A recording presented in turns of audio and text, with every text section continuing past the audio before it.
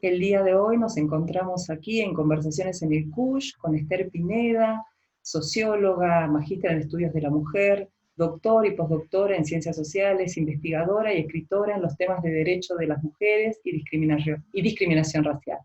Es autora de Machismo y Vindicación, La mujer en el pensamiento sociofilosófico, también ha escrito Racismo, estigma y vida cotidiana, Ser afrodescendiente en América Latina y el Caribe.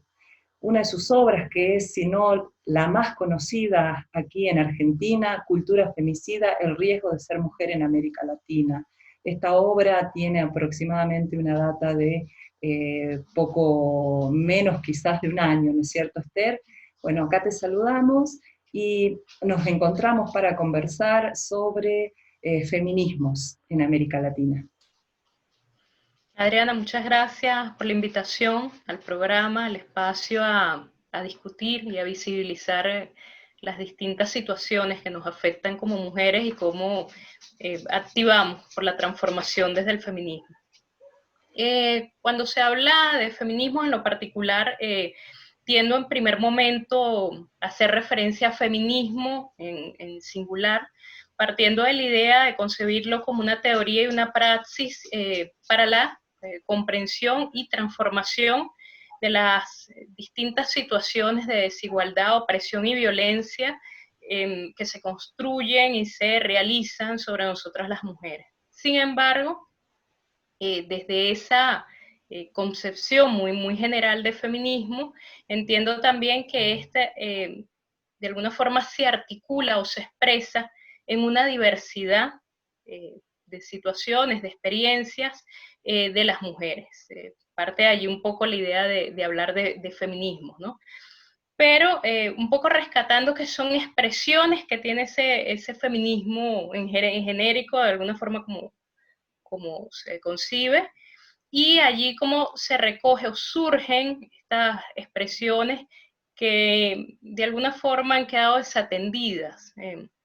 Por ejemplo, las experiencias concretas y específicas de las mujeres afrodescendientes, las experiencias específicas y particulares de las mujeres indígenas, de las mujeres obreras, de las mujeres campesinas, de las mujeres lesbianas, y que comienzan a articularse o a visibilizarse a través de expresiones concretas, como lo es, por ejemplo, el feminismo negro, el lesbofeminismo, feminismo indígena, el feminismo popular, entre otras.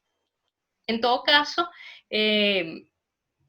digamos que el feminismo en nuestra región ha comenzado a fortalecerse en diferentes regiones. Si bien, digamos, no hay homogeneidad en la conformación o visibilidad del feminismo en la región, en algunos países de América Latina el feminismo o feminismo sigue siendo débil, eh, aun cuando hay interés, aun cuando hay participación, sociedades aún muy conservadoras, donde hay mucha resistencia a trabajar, a abordar, a visibilizar las múltiples formas de desigualdad y violencia experimentadas por las mujeres, a la acción de las mujeres ante ellas, y sin embargo sociedades donde ha cobrado formas un poco más organizadas, mayor constancia, mayor presencia en en los espacios públicos, en los espacios mediáticos, entre otros.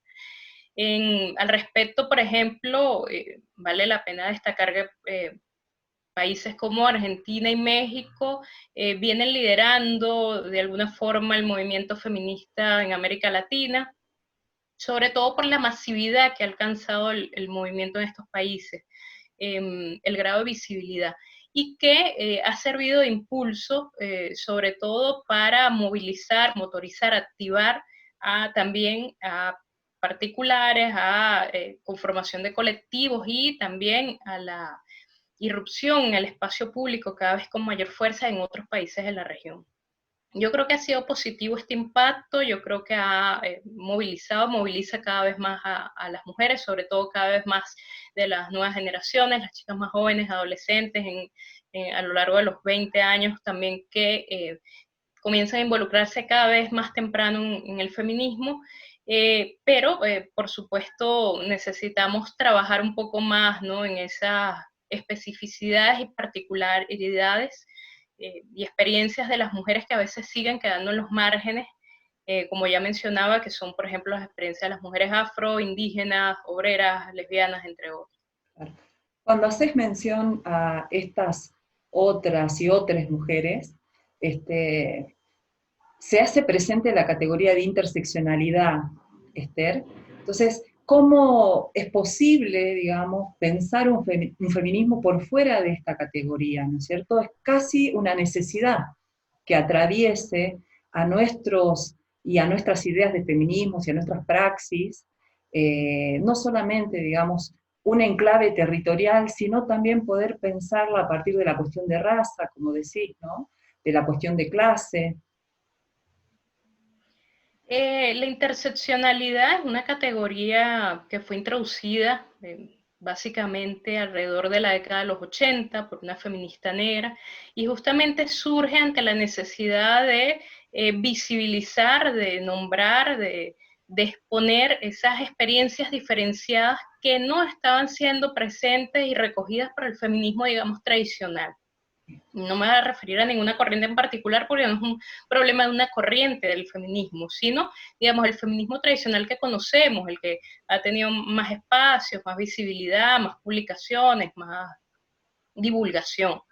Y en ese contexto surge el feminismo interseccional, y la interseccionalidad es una herramienta de análisis, una herramienta de comprensión, pero también de visibilización y denuncia de esas otras formas de opresión y desigualdad que están allí presentes y que también atraviesan, que también afectan, condicionan y definen la situación de las mujeres.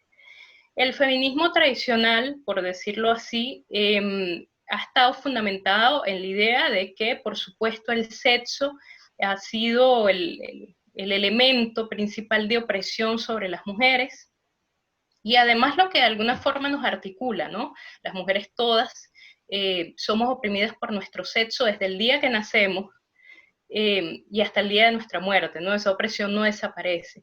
Sin embargo, este feminismo ha invisibilizado de alguna forma o ha desatendido simplemente esas otras formas de opresión que también nos afecta y que profundiza esa opresión inicial, digamos, fundamentada en el sexo. Y cuando hablo de esas otras opresiones, específicamente me refiero a la opresión por raza o pertenencia étnica y la opresión por clase. Las mujeres, en el caso de las mujeres indígenas o las mujeres afro, además de ser oprimidas por nuestro sexo, también somos fuertemente oprimidas por nuestra pertenencia étnico-racial. Y esto, sin lugar a dudas, profundiza nuestra situación de subordinación, de desigualdad, de vulnerabilidad en la sociedad. Pero además, si esta se articula, y es la realidad porque la mayoría de las mujeres indígenas, las mujeres afro, son mujeres que pertenecen a las clases sociales más bajas, más desposeídas, producto de esa configuración histórica de desigualdad, de penetración europea, de dominación europea, que despojó a la población indígena y afro de la tenencia de recursos. Entonces es una población históricamente empobrecida y se articula entre formas de discriminación y de opresión. La opresión por sexo, por clase y por raza. Y sin embargo esto no estaba siendo recogido por el feminismo. Tradicionalmente se habla, por ejemplo, de derecho al trabajo, que sí es necesario, de acceso a ciertas libertades, y ya lo denunciaba en su momento Sojourner Truth y otras feministas negras cuando decían, pero ¿de qué realidades nos están hablando si ya nosotras hemos sido históricamente, no solamente que participamos del trabajo, sino que hemos sido explotadas en el trabajo, hemos sido explotadas sexualmente, hemos sido explotadas en todas estas situaciones que están demandando y no nos sentimos reconocidas o recogidas nuestra experiencia allí? Esto ha sido un reclamo del feminismo desde sus inicios, o se le ha hecho ese reclamo al feminismo desde sus inicios, y es una situación que lamentablemente no ha podido ser superada aún. El feminismo tradicional sigue sin nombrarnos de alguna forma, y en algunos espacios todavía es posible ver cuando se habla Cuando vamos a visibilizar nuestras experiencias concretas de opresión por clase o por raza, se dice, bueno, no vamos a dividir el movimiento, lo principal es la opresión por sexo, y sí, es fundamental, es lo que nos nuclea a todas, pero en nuestra experiencia concreta no podemos borrar, no podemos invisibilizar, no podemos desaparecer esa opresión que profundiza todos y cada uno de los días de nuestras vidas esa situación de subordinación y vulnerabilidad. En ese sentido, yo creo que es necesario que todo, de alguna forma, el abordaje feminista en sus distintos niveles, espacios, tenga el enfoque interseccional, que nos esforcemos un poco por incorporarlo, por visibilizar esas experiencias diferenciadas, pero también teniendo en cuenta, sin hablar por las otras, ¿no? Sin desplazarlas de los espacios.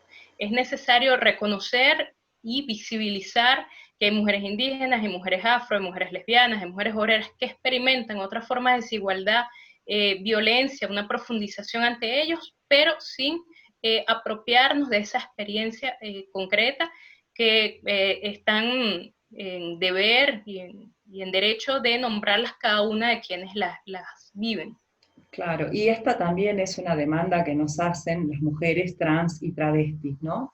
Esther, ¿cómo resisten las mujeres afrodescendientes en América Latina y el Caribe?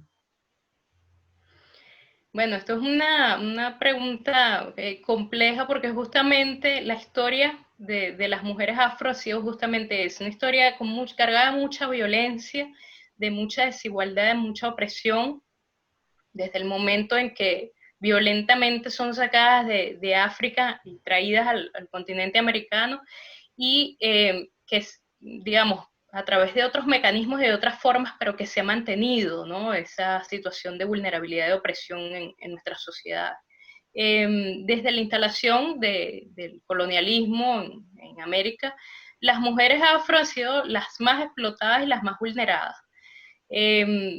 Desde el inicio se les colocó precio a sus cuerpos, fueron exhibidas, fueron expuestas, fueron reducidas a objetos que podían ser comprados, que podían ser intercambiados, no solamente para su explotación en los campos de trabajo, en la explotación en la vida doméstica, sino además sujetas de forma sistemática y repetida a la explotación sexual por parte tanto de, digamos, los amos, los colonos en el contexto de la explotación colonial, esclavista, sino que esto es una concepción que se mantuvo a lo largo de nuestra historia, es decir, se crearon en ese momento como mecanismos de justificación, porque el racismo justamente surge como un mecanismo, un instrumento de justificación. Para poder justificar todas estas explotaciones tenemos que crear imaginarios y la idea de que son inferiores, son desiguales, no son humanos, es decir, podemos hacerles cualquier cosa.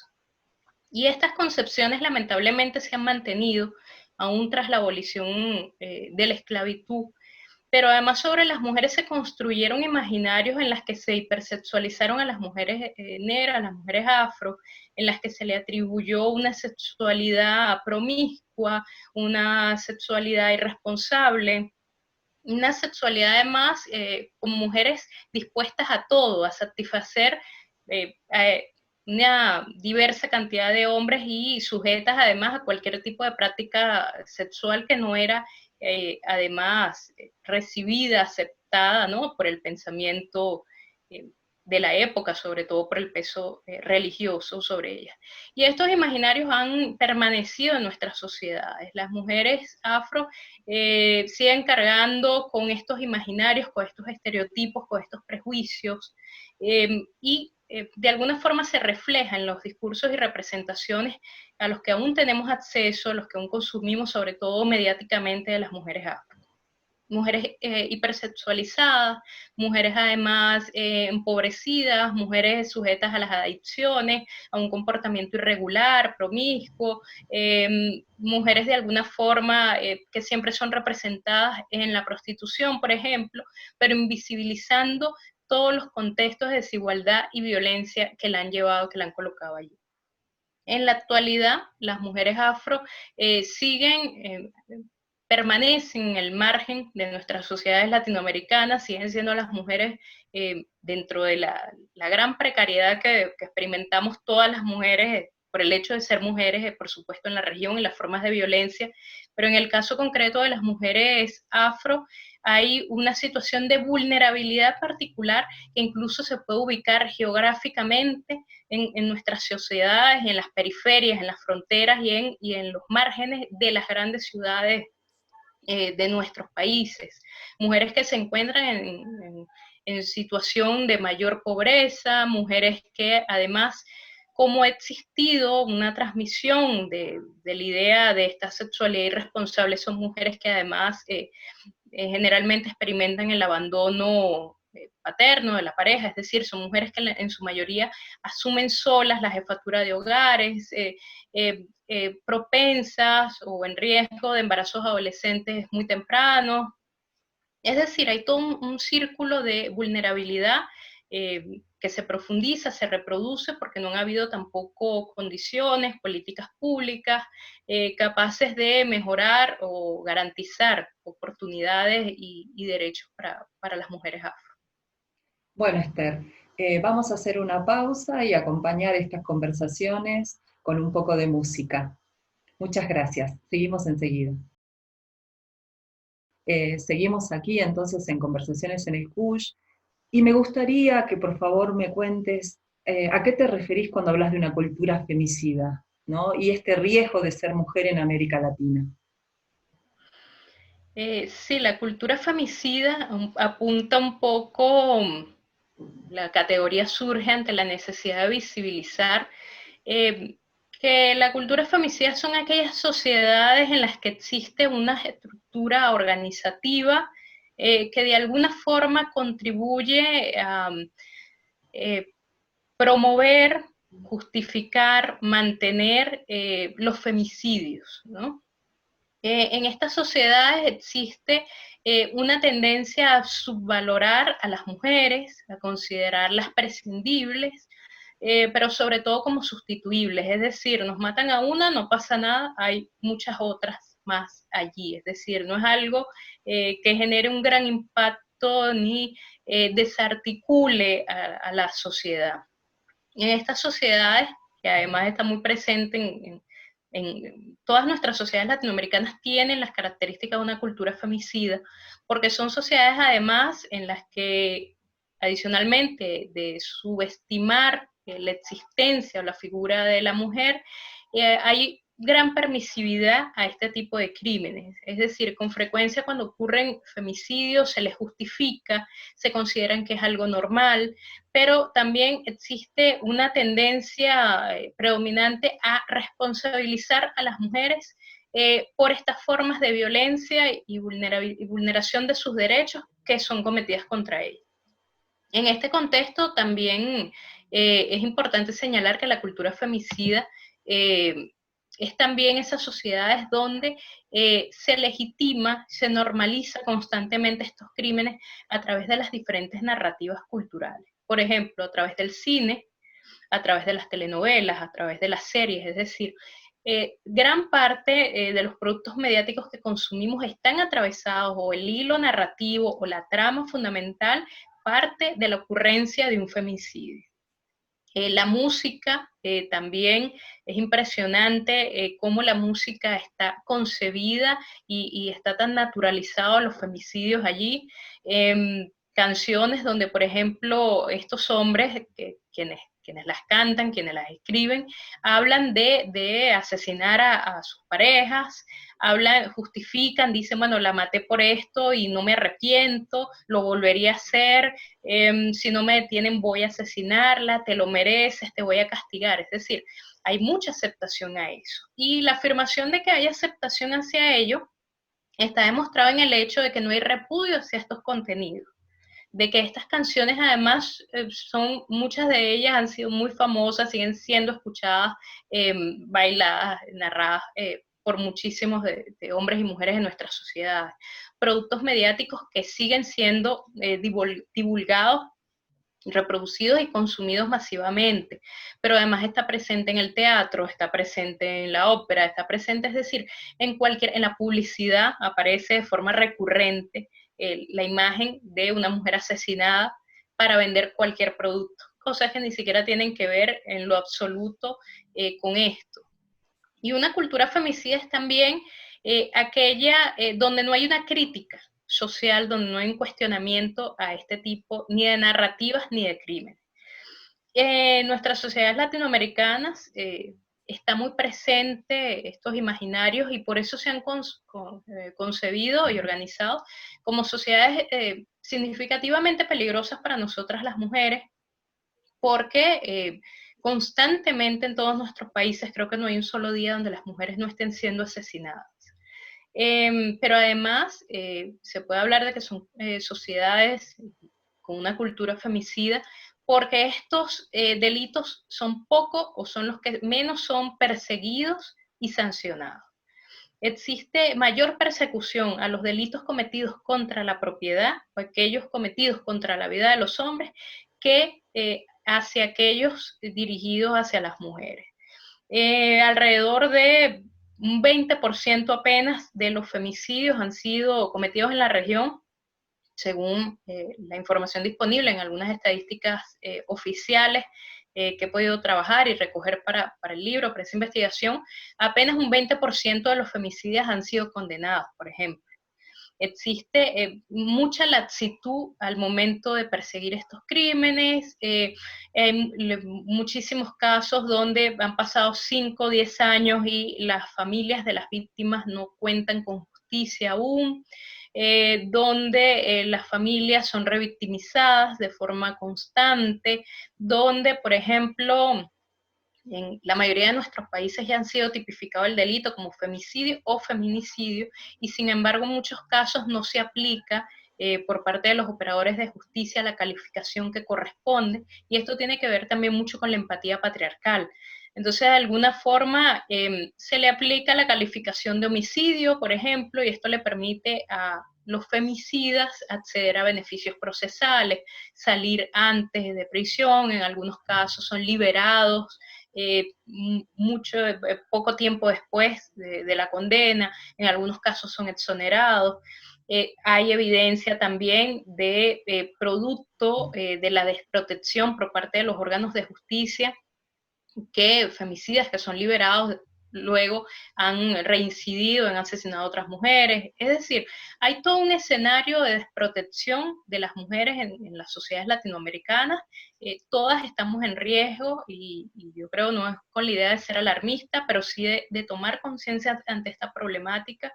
Yo creo que en la medida de que tenemos conciencia podemos trabajar por ello, demandar más a los estados, un poco de protegernos, pero todas estamos en riesgo, desde las niñas muy pequeñas hasta las mujeres adultas, ¿no? Las mayores, adultas mayores. Es decir, y estamos prácticamente solas ante esto, porque en los estados latinoamericanos no existen, hasta el momento no he identificado ningún país latinoamericano que haya logrado realmente reducir los femicidios o que estén desarrollando políticas públicas efectivas y eficaces capaces de detenerlos. Se han conformado con la aprobación de leyes que introducen la calificación de la figura de femicidio, la tipificación, y la aprobación en algunos casos de penas extensas, pero que no siempre, como ya lo mencionaba, se cumple. Entonces hay un escenario de vulnerabilidad y de riesgo y que sigue siendo desatendido, desprotegido y además promovido, exacerbado y justificado también por los medios de comunicación. Sí, totalmente de acuerdo. Nacer mujer en América Latina pareciera una condena, ¿no? Y en estos tiempos de COVID-19 nos olvidamos que esta pandemia está presente desde hace muchísimos siglos y que no hemos podido hacer nada para resolverla. Gracias, Esther. Vamos a una nueva pausa musical y continuamos. Bueno, Esther, y ya finalizando nuestra entrevista, ¿qué crítica le podemos hacer nosotros a la academia y a las universidades en la producción de este conocimiento que pareciera ser que todavía hoy es un conocimiento patriarcal? Bueno, en las universidades, digamos, está presente, son instituciones históricamente patriarcales y patriarcalizadas. Es decir, las universidades siguen siendo universidades al servicio del pensamiento patriarcal. Esto porque, digamos, gran parte de quienes siguen manteniendo el monopolio, tanto en posiciones de liderazgo, decisión dentro de estas instituciones, siguen siendo los hombres. Pero además el pensamiento que se produce y se consume dentro de las universidades sigue siendo principalmente ese pensamiento producido por los hombres en diferentes etapas de nuestro proceso histórico social, ¿no? La filosofía, la sociología, la antropología, la psicología, es decir, estas grandes ciencias y narrativas que consumimos siguen siendo el pensamiento de estos grandes pensadores históricamente considerados, valorados, difundidos, y en los cuales ha quedado invisibilizado, desatendido la producción de las mujeres en estas diferentes áreas. Hay quienes aún incluso creen que las mujeres no han aportado, no han producido conocimiento en la sociología, en la historia, en la psicología, porque no están presentes ni siquiera en los textos fundamentales, ¿no? O fundacionales, o en los cánones de estas ciencias. Esto de alguna forma ha no solamente invisibilizado las contribuciones de las mujeres, sino que ha servido también para expulsar un poco a las mujeres de estos ámbitos.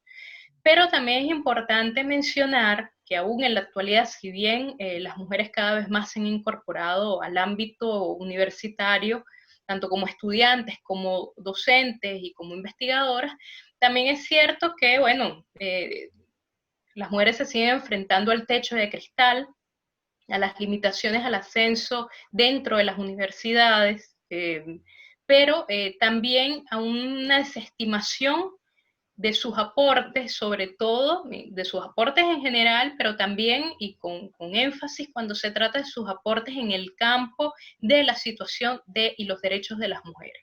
Es decir, cuando se intenta producir conocimiento feminista dentro de las instituciones educativas, principalmente universitarias, existe mucha resistencia que se expresa no solamente en la desestimación por parte de profesores evaluadores, jurados, tutores dentro de las universidades cuando se presentan proyectos de investigación, por ejemplo, en el ámbito de feminismo, sino que además, por ejemplo, en muchos casos ni siquiera son publicadas sus contribuciones, entre otras. Adicionalmente, hay que tener en cuenta que también dentro de las universidades, cuando se produce el conocimiento feminista, este a veces también tiene unas características muy elitistas, y esto no tiene el afán o el interés de ser o de introducir una narrativa antiacademicista. Yo creo profundamente en la necesidad de la academia y de la formación como un instrumento para la apropiación del conocimiento, de la divulgación, de la trascendencia del sujeto. Pero hay que reconocer que la producción del conocimiento se sigue haciendo desde una perspectiva muy elitista, que entonces estos productos siguen quedando para el consumo y divulgación de dentro de una élite académica. Es decir, para ser leído, para ser consumido por otros investigadores, por otros doctores dentro de la misma institución académica, o publicados dentro de la misma institución académica, o publicados solo por lo menos en el formato de los papers, que en realidad son productos que a los que tiene acceso principalmente es la población que está dentro de la vida universitaria, que la población común no tiene acceso a estos recursos. Entonces existe también una mirada muy elitista dentro de las universidades. Hay investigadores y investigadores que se niegan, por ejemplo, que les parece una pérdida de rigurosidad académica presentar sus aportes en televisión o divulgar su conocimiento en el formato de libro para la divulgación, o presentar sus aportes en revistas, digamos, de menor rigurosidad metodológica o científica, porque creen que pierden calidad investigativa o científica al hacerlo. Yo creo, por el contrario, que se puede producir conocimiento en los diferentes niveles, y que nuestro deber es un poco acercar cada vez más el conocimiento de lo que se produce, nuestros hallazgos, a la población en general. tenga formación o no, o provenga o no del ámbito universitario. Y es un poco la línea en lo que yo he enfocado mi trabajo, que va desde columnas de opinión hasta papers académicos, como libros que conseguimos en cualquier librería, es decir, un poco democratizar eso que producimos, porque yo creo que en la medida en que democratizamos ese conocimiento, eso que producimos y esos hallazgos, es posible de alguna forma generar las discusiones, los debates que necesitamos para la transformación social, en el nivel individual, pero también en el nivel colectivo, social y por supuesto institucional.